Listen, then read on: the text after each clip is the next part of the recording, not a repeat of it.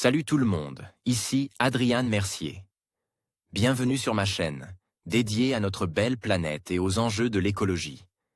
Si vous voulez en apprendre plus sur comment protéger notre environnement et adopter des gestes éco-responsables, pensez à vous abonner pour rester informé. Prêts à explorer ensemble? C'est parti. Bonjour à tous. Aujourd'hui, je vais aborder un sujet qui nous concerne tous, le déclin des mammifères et son impact sur l'ensemble de la chaîne alimentaire. Saviez-vous que la disparition de certaines espèces peut entraîner des conséquences dramatiques pour l'écosystème? Dans cette vidéo, je vais explorer comment la réduction des populations de mammifères affecte non seulement leur environnement immédiat, mais aussi les autres espèces qui en dépendent. Nous verrons ensemble des chiffres alarmants et des exemples concrets pour mieux comprendre cette problématique cruciale. Restez avec moi pour découvrir comment nous pouvons tous agir pour préserver notre biodiversité. Les chaînes alimentaires s'effondrent, alors que plus de 50% des liens du réseau trophique des mammifères ont disparu. Le phénomène s'accompagne, selon une étude, d'une perte de la résilience des écosystèmes. Seules quelques espèces suffiraient à faire disparaître leur stabilité. Les chaînes alimentaires se morcellent et se cassent. En cause, la disparition causée par l'homme de nombreuses espèces qui y jouaient un rôle clé.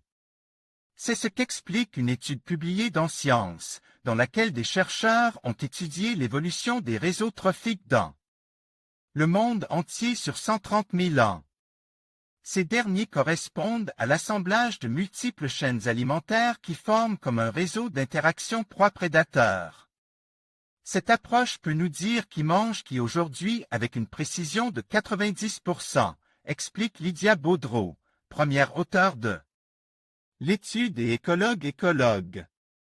C'est mieux que ce que les approches précédentes ont pu faire, et cela nous a permis de modéliser les interactions prédateur-proie. Pour les espèces éteintes. Pour ces recherches, l'équipe utilise des algorithmes des apprentissages automatiques basés sur les documentations des interactions proie-prédateur et les traits de chaque animal. Le modèle établi a ensuite permis la simulation à l'échelle mondiale de qui mange qui durant 130 000 ans.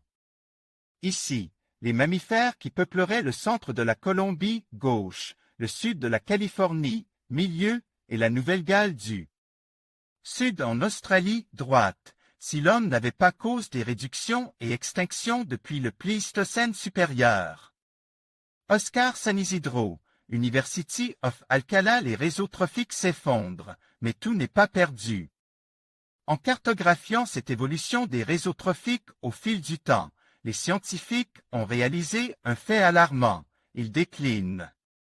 Alors qu'environ 6% des mammifères terrestres ont disparu pendant cette période, nous estimons que plus de 50% des liens du réseau trophique des mammifères ont disparu, s'inquiète Evan Frick, co-auteur de l'étude et écologue.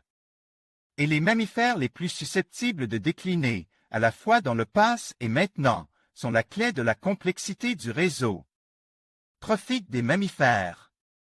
Mais, selon eux, tout n'est pas perdu. Car il n'y a pas que les extinctions qui ont causé le déclin des réseaux trophiques, la répartition géographique des espèces a aussi été modifiée. La restauration de ces espèces dans leur aire de répartition historique, offre un grand potentiel pour inverser ces déclins, déclaré Evan Frick. En conclusion, le déclin des mammifères représente une menace sérieuse pour l'équilibre de nos écosystèmes. La disparition de ces espèces entraîne des conséquences en cascade sur toute la chaîne alimentaire, perturbant les relations entre prédateurs et proies et affectant la biodiversité dans son ensemble. Il est crucial d'agir maintenant pour préserver ces espèces et, par conséquent, la santé de notre planète.